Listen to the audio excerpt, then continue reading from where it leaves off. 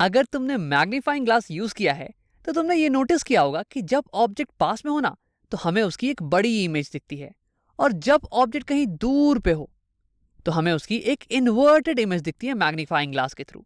लेकिन ऐसा कैसे हो रहा है यार? ऑब्जेक्ट डिस्टेंस जब वेरी कर रहा है तो मैग्नीफाइंग ग्लास अलग अलग इमेज क्यों दिखा रही है? आओ इसी को समझते हैं। इसे समझने के लिए हम इस्तेमाल करने वाले हैं एक कॉन्वेक्स लेंस का, और हम ये देखेंगे कि जब अलग अलग पोजीशन पे हम ऑब्जेक्ट को रख रहे हैं ना तो इमेज कहाँ कहाँ बन रही है, कैसी कैसी बन रही है। तो देखो, ये है एक कॉन्वेक्स लेंस का साइड व्यू। वैसे तो ये थोड़ा स्फेरिकल होता है, लेकिन अगर हम साइड से देखें ना तो ऐसा दिखने वाला है। हाँ, तो ये हो गई प्रिंसिपल एक्सिस, और प्रिंसिपल एक्सिस जहाँ पे कॉन्वेक्स लेंस के थ्रू जाती है उसे हम कहते हैं ऑप्टिकल सेंटर। और ये हो गया फोकस। तो जो भी पैरेलल रेस आएंगी parallel to the principal axis, वो रिफ्रैक्ट करने के बाद इस फोकस के थ्रू ही जाने वाली हैं। और ऑप्टिकल सेंटर से फोकस की दूरी, इसे हम कह देते हैं फोकल लेंथ। और ट्वाइस दी फोकल लेंथ, यहाँ पे मैंने एक पॉइंट मार्क कर रखा है 2f, क्योंकि इस पॉइंट की दूरी ये ट्वाइस ऑफ फोकल लेंथ है। अब तुम्हें याद आ रहा होगा कि मिरर्स के केस में ये 2f ये बराबर था रेडियस ऑफ कर्वेचर के, और ये पॉइंट को हमने नाम दे दिया था सेंटर ऑफ कर्वेचर। जिस कर्वेचर का पार्ट थी ये मिरर, उसका सेंटर ये वाला पॉइंट हो गया था। लेकिन देखो, ये ट्रू नहीं है लेंसेज के केस में। हाँ, वो अलग बात है कि ये वाली जो सरफेस है ये भी एक स्फेयर का ही पार्ट है, ये भी एक स्फेयर का पार्ट है, लेकिन उस स्फेयर की सेंटर नहीं हो रही है ये 2f वाली पॉइंट। ये बस एक रैंडम पॉइंट है जिसकी दूरी ऑप्टिकल सेंटर से दुगनी है फोकल लेंथ के कंपैरिजन में। अब हाँ, एक और छोटी सी चीज, देखो f और 2f यहाँ पे भी हैं और इस साइड भी f और 2f होने वाले हैं, क्योंकि लेंस सिमेट्रिकल होती है ना, दोनों साइड सिमेट्रिकल है। अब अगर रेस इस डायरेक्शन से पड़े इंसिडेंट हो तो ये हो जाएगी प्राइमरी फोकस, और अगर रेस इस डायरेक्शन से इंसिडेंट हो तो ये वाली हो जाने वाली है प्राइमरी फोकस। अब आओ अलग अलग जगह पे ऑब्जेक्ट को रखते हैं और उसकी इमेज बना के देखते हैं। तो सबसे पहले मैं ऑब्जेक्ट को रखने वाला हूँ बियॉन्ड 2f, यानी कि 2f से भी ज्यादा की दूरी पे, कहीं यहाँ पे।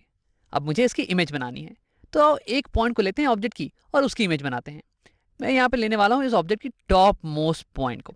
तो देखो, इस ऑब्जेक्ट की हर एक पॉइंट हर एक डायरेक्शन में लाइट रेस को छोड़ रही होगी, यानी कि ये वाली पॉइंट भी हर एक डायरेक्शन में लाइट रेस को छोड़ रही होगी। अब अगर मुझे इसका इमेज बनाना है ना तो मुझे कम से कम 2 लाइट रेस चाहिए होंगी। तो मैं 2 ऐसी लाइट रेस पे फोकस करने वाला हूँ जिनकी पाथ को मैं आसानी से बना सकूं, जिनकी पाथ आफ्टर रिफ्रैक्शन को मैं आसानी से बना सकूं।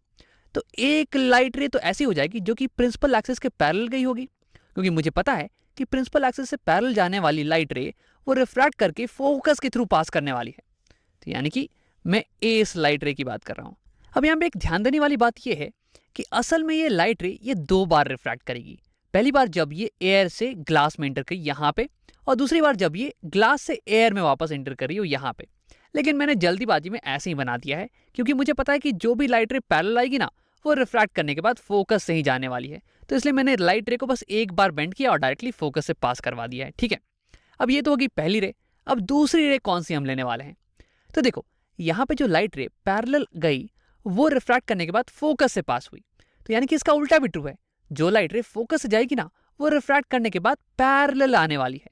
यानी कि अगर मैं दूसरी रे ऐसी लूं जो कि यहाँ इस फोकस से ऐसे पास करे, तो यानी कि रिफ्रैक्ट करके ये पैरेलल जाने वाली है। तो ये हो गई मेरी रे नंबर 2। अब देखो, ये दोनों ही रेस ये यहाँ पे इंटरसेक्ट कर रही हैं, यानी कि इस पॉइंट की इमेज, इस ऑब्जेक्ट की इमेज ये यहाँ पे बनने वाली है। अब देखो, अगर मैं इसके नीचे कोई और पॉइंट लूं और उसके साथ भी सेम स्टेप्स करूं तो उसकी इमेज ये बिल्कुल इस पॉइंट के नीचे कहीं यहाँ बन जाने वाली है। और अगर उसके नीचे मैं और सारी पॉइंट्स लूं तो वैसे उन सब की इमेज इस पॉइंट के नीचे यहाँ यहाँ ऐसे बनती रहेगी, और फाइनली मेरे पास इमेज ये कुछ ऐसा आ जाने वाला है। ये हो जाएगी इमेज ऑफ दिस ऑब्जेक्ट। अब अगर इस इमेज की मैं कुछ बात करूं तो देखो, पहली बात तो ये कि ये इमेज ये इन्वर्टेड है, ये तो हमें दिख ही रहा है। ऑब्जेक्ट ऊपर की तरफ है और इमेज ये नीचे की तरफ पॉइंट कर रही है। इसके इसे भी लिख लेते हैं। इमेज हमारी इमेज इन्वर्टेड है, इन्वर्टेड। और ये इमेज ये एक रियल इमेज है, और रियल इसलिए क्योंकि यहाँ पे एक्चुअल में इंटरसेक्शन हो रहा है इन दोनों रेस का, यानी कि ये रियल इमेज है। और अगर तुम ध्यान से देखो तो ये जो इमेज की साइज है ना ये एक्चुअली में थोड़ी सी छोटी है ऑब्जेक्ट की साइज से। तो यहाँ पे इमेज ये डिमिनिश्ड भी है, डिमिनिश्ड। अब अगर मैं इमेज की लोकेशन की बात करूं तो यहाँ पे इमेज मेरा f और 2f के पॉइंट के बीच में कहीं बन रहा है। जब ऑब्जेक्ट 2f के बियॉन्ड है तो इमेज f और 2f के बीच में बनता है। अब उसे लिख लेते हैं। ऑब्जेक्ट इसकी लोकेशन जब बियॉन्ड 2f हो तो इमेज ये बनेगी बिटवीन F एंड 2F। अब आओ क्या करते हैं कि ऑब्जेक्ट को थोड़ा पास लेके आते हैं लेंस के और देखते हैं कि क्या हो रहा है।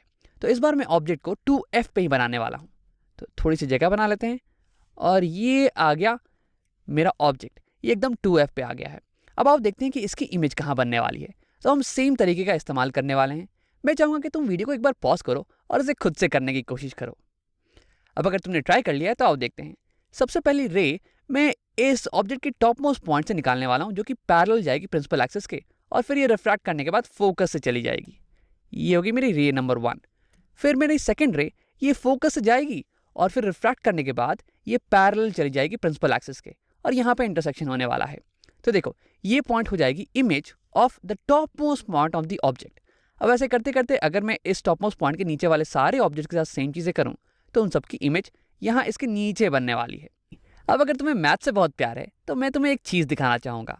देखो ये जो बन रहा है ना, ये असल में एक पैरेललोग्राम है।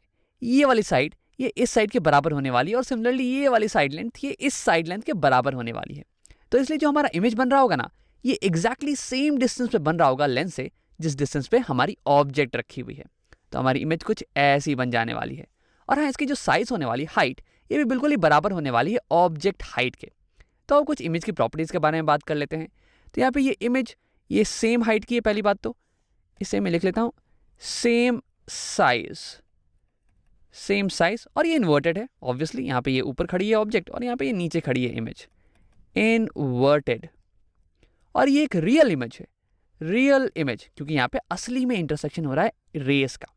और अगर इसके मैं पोजीशन की बात करूँ तो ये सेम पोजीशन पे है जिस पोजीशन पे यहाँ पे ऑब्जेक्ट थी। जितनी दूर ऑब्जेक्ट थी लेंस से, उतनी ही दूर यहाँ पे हमारी ये इमेज भी बन रही है। तो यानी कि जब ऑब्जेक्ट ये 2F पे हो तो हमारी इमेज ये भी बिल्कुल सेम पोजीशन में बनती है 2F पे। ऑब्जेक्ट एट 2F तो इमेज भी एट 2F। हाँ, वो अलग बात है कि ये दोनों 2F ये अलग अलग साइड में है। ये वाला 2F इस साइड में है तो ये इमेज वाला 2F ये राइट साइड में है। अब देखो अगर मैं इसे कंपेयर करूँ पिछले केस से, पिछले बार हमारा ऑब्जेक्ट ये कहीं इतनी दूर पे था, बियॉन्ड 2F था, और इस बार हमारा ऑब्जेक्ट ये थोड़ा पास में आ गया है, ये 2F पे आ गया है ना। तो अब इस बार जो इमेज बन रही है ना, ये थोड़ी सी दूर चली गई है। ऑब्जेक्ट पास आ गया लेंस के तो इमेज थोड़ी दूर चली गई, और इमेज ये बड़ी भी हो रही है पिछले इमेज के केस में। अब आओ ऑब्जेक्ट को लेंस के थोड़ा सा और पास लेके आते हैं। इस बार मैं ऑब्जेक्ट को 2F और F के बीच में रखने वाला हूँ, यहाँ पे कहीं, और सेम चीज़ें हम फिर से करने वाले हैं। ऑब्जेक्ट के टॉप मोस्ट पॉइंट से हम दो ऐसी रेस निकालेंगे जिनको कि हम ट्रेस कर सकें। तो पहली रे जाएगी प्रिंसिपल एक्सिस के पैरेलल और रिफ्रैक्ट करके ये फोकस से चली जाएगी कुछ ऐसे, और दूसरी रे ये फोकस से जाएगी और रिफ्रैक्ट करके ये पैरेलल निकल जाएगी प्रिंसिपल एक्सिस के। अब जहाँ पे इंटरसेक्शन होगा वहाँ पे हमारी इमेज बनने वाली है इस टॉप मोस्ट पॉइंट की। अब अगर मैं इस टॉप मोस्ट पॉइंट के नीचे के किसी भी पॉइंट को लूँ और उनके साथ सेम स्टेप्स करूँ तो उनकी इमेज इस पॉइंट के नीचे बनने वाली है ऐसे, और फाइनली हमारे पास इमेज यहाँ ऐसे बन जाने वाला है। अब आओ इमेज की कुछ प्रॉपर्टीज़ के बारे में बात कर लेते हैं। तो यहाँ मैंने लिख रखी है इसकी प्रॉपर्टीज़। देखो हमारी इमेज ये रियल होने वाली है क्योंकि असल में यहाँ पे इंटरसेक्शन हो रहा है रेस का, और हमारी इमेज ये इन्वर्टेड होने वाली है, ये तो मुझे दिख ही रहा है, और हमारी इमेज ये इनलार्ज्ड बनने वाली है। देखो कैसे ये बड़ी है ऑब्जेक्ट के साइज से। तो यानी कि ऑब्जेक्ट जब 2F और F के बीच में हो यहाँ पे, तो इमेज ये बियॉन्ड 2F बनता है, 2F के बियॉन्ड बनता है। अब देखो ये बिल्कुल ही उल्टा है हमारे फर्स्ट केस का। फर्स्ट केस में ऑब्जेक्ट ये थी बियॉन्ड 2F और इसकी इमेज बन रही थी F और 2F के बीच में, और इस केस में हमारी ऑब्जेक्ट ये है बिटवीन 2F एंड F और इसकी इमेज ये बन रही है बियॉन्ड 2F। फर्स्ट केस में इमेज ये छोटी बन रही थी और इस केस में इमेज ये बड़ी बन रही है। और तुम्हें एक बात ये भी दिख रहा होगा कि जैसे जैसे हम ऑब्जेक्ट को पास लेके आ रहे हैं ना, वैसे वैसे इमेज इसकी साइज बढ़ती चली जा रही है। अब आओ क्या करते हैं कि ऑब्जेक्ट को थोड़ा और पास लेके आते हैं। इसे हम F पे ही रख देते हैं, तो इसे मैं हटा देता हूँ। हाँ, और ऑब्जेक्ट को हम इस बार रखने वाले हैं F पे, फोकस पे। तो इस बार हम सेम दो रेस को लेने वाले हैं। पहली रे जो कि पैरेलल जाएगी प्रिंसिपल एक्सिस से, वो फोकस के थ्रू पास करने वाली है। अब दूसरी रे, देखो इस बार मैं ऐसी रे तो नहीं ले सकता हूँ जो कि फोकस से ही पास करे, क्योंकि अगर मैं ऐसी रे लूँ तो ये तो वर्टिकली नीचे जाने वाली है, वो तो लेंस पे पड़ेगी ही नहीं। तो मैं क्या करने वाला हूँ, मैं एक ऐसी रे लूँगा जो कि इस लेंस के सेंटर से पास करने वाली है, ऑप्टिकल सेंटर से। और ऐसी रेस क्या होती है ना, ये बिल्कुल भी रिफ्रैक्ट नहीं होती है, बिल्कुल भी डेविएट नहीं होती हैं, ये बिल्कुल ऐसे ही निकल जाने वाली है, अनडेविएटेड, ये कुछ ऐसे। अब ऐसा क्यों होता है इसके बारे में हम बाद में बात करने वाले हैं, अभी बस तुम ये मान लो। तो ठीक है, अब देखो ये दोनों जो रेस हैं रिफ्रैक्शन के बाद ये बिल्कुल ही पैरेलल हो जाएंगी एक दूसरे के, यानी कि ये बिल्कुल भी कन्वर्ज नहीं करने वाली हैं। अब अगर ये कन्वर्ज नहीं करेंगी तो यानी कि कोई इमेज तो बन नहीं सकते यार। तो अगर मेरी आंखें कहीं यहाँ पे हो और ये दोनों रेस मेरी आंखों में जा रही हो, तो यानी कि मेरा ब्रेन इन दोनों रेस को पीछे की तरफ प्रोड्यूस करने वाला है और ये खोजने की कोशिश करने वाला है कि ये कहाँ से ओरिजिनेट कर रही हैं। अब क्योंकि ये पैरेलल लाइंस है, तो यानी कि ये तो इंटरसेक्ट कहीं पे करने वाली है नहीं, तो यानी कि यहाँ पे कोई इमेज नहीं बनने वाली है। हाँ, वैसे हम मैथ्स में बोल देते हैं कि ये पैरेलल लाइंस, दो पैरेलल लाइंस कहीं इन्फिनिटी पे इंटरसेक्ट करती हैं, तो मे बी इमेज इन्फिनिटी पे कहीं होने वाली है। तो यानी कि इस केस में इमेज इन्फिनिटी पे होगी, इन्फिनिटी, या फिर तुम कह सकते हो नो इमेज। अब आओ एक और केस लेते हैं और ऑब्जेक्ट को थोड़ा और पास लेके आते हैं। इसे हम बिटवीन फोकस और ऑप्टिकल सेंटर रखने वाले हैं इस बार। तो इसे मैं हटा देता हूँ और ये हो गई मेरी ऑब्जेक्ट। ये इस बार रखी हुई है फोकस और ऑप्टिकल सेंटर के बीच में। तो सबसे पहली रे ये तो जाएगी पैरेलल टू प्रिंसिपल एक्सिस और ये रिफ्रैक्ट करने के बाद ये फोकस से पास करने वाली है। अब दूसरी रे ये मैं कुछ ऐसे लेने वाला हूँ कि लगेगा कि ये फोकस से ही आ रही हो, ऐसी कुछ रे। ये देखो, ये लगेगा कि फोकस से आ रही है और ये फिर हिट कर रही है कॉन्वेक्स लेंस पे। अब रिफ्रैक्ट करने के बाद ये वाली रे पैरेलल जाएगी प्रिंसिपल एक्सिस के, कुछ ऐसे। अब देखो ये दोनों रेस ये कन्वर्स तो कर रही है नहीं, ये इंटरसेक्ट कहीं पे कर नहीं रही हैं, तो यानी कि कोई रियल इमेज नहीं बनने वाली है, इस बार वर्चुअल इमेज बनने वाली है। ये दोनों ही रेस डाइवर्ज कर रही हैं। तो यहाँ पे अगर मेरी आंखें हैं तो मेरा ब्रेन इन दोनों रेस को पीछे की तरफ प्रोड्यूस करने वाला है, कुछ ऐसे।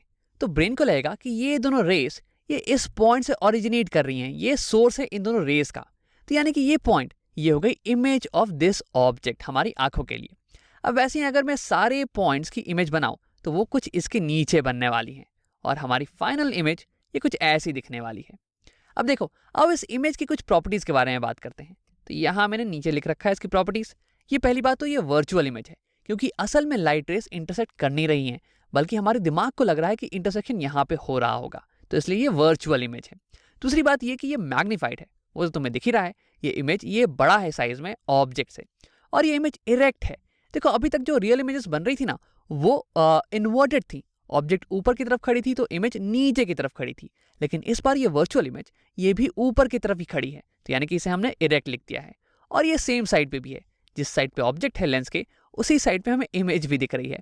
अभी तक क्या हो रहा था कि ऑब्जेक्ट इस साइड पे थी तो इमेज इस साइड पे बन रही थी। तो ये तो हमने देख लिया कि अलग अलग पोजीशन जब हो ऑब्जेक्ट के तो इमेज अलग अलग बनती है। अब एक बार सारी ऑब्जेक्ट को साथ में देख लेते हैं। ये हो गई मेरी सारी ऑब्जेक्ट्स। देखो अब तुम्हें ये समझ में आ रहा होगा कि क्यों एक मैग्नीफाइंग ग्लास कभी कभी तुम्हें सीधी इमेज दिखाती है और कभी कभी तुम्हें उल्टी इमेज दिखाती है। जब जब ऑब्जेक्ट्स ये एफ से भी दूर पे रखे हो ना तो इमेज हमें उल्टी मिलने वाली है, इन्वर्टेड। लेकिन जैसे ही ऑब्जेक्ट ये एफ और ऑप्टिकल सेंटर के बीच में आ जाए तो वैसे ही हमें एक सीधी इमेज मिलने वाली है।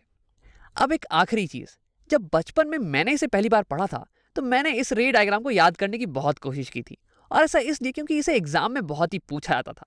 लेकिन देखो इसे याद करने का तो कोई फायदा है नहीं। यहाँ पे जब भी मुझे ऑब्जेक्ट की इमेज बनानी हो तो मैं कोई भी दो रेस लूंगा और उसे इमेज बना देने वाला हूँ। और जैसे जैसे मैंने ज़्यादा प्रैक्टिस की ना तो वैसे वैसे ये बहुत ही आसान हो गया मेरे लिए और मैं बहुत ही जल्दी जल्दी इमेज बनाने लग गया था। तो इसे याद करने से कोई फायदा है नहीं, इसे समझ के एक बार प्रैक्टिस कर लेना तुम।